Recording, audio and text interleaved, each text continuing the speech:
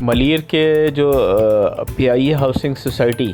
Gate number 1 پر جو polling station بنایا گیا ہے، وہاں پر جو ہے ابھی تک الیکشن کا عملہ نہیں پہنچ پایا ہے، اور بڑی تعداد میں مرد و خواتین وہاں پر موجود ہیں ووٹ ڈالنے کے لیے، لیکن عملہ موجود نہیں ہے۔ خواتین خاص طور پہ بہت زیادہ پریشان ہو رہی ہیں کہ وہ صبح سے آئی ہوئی ہیں 8 بجے سے، اور اب تک انہیں اندر ووٹ ڈالنے کے لیے اندر جانے کی اجازت نہیں دی جا رہی ہے،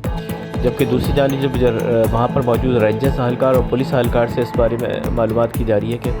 بھائی وہاں پر کیوں ووٹ نہیں ووٹ کا سلسلہ کیوں نہیں شروع ہو سکا ہے، تو ان کا کہنا تھا کہ ووٹ کے لیے ابھی تک جو ہے ابھی الیکشن کمیشن کا عملہ جو ہے اب تک نہیں پہنچ پایا ہے، جس کی وجہ سے ہم آپ کو اندر جانے کی اجازت نہیں دے سکتے۔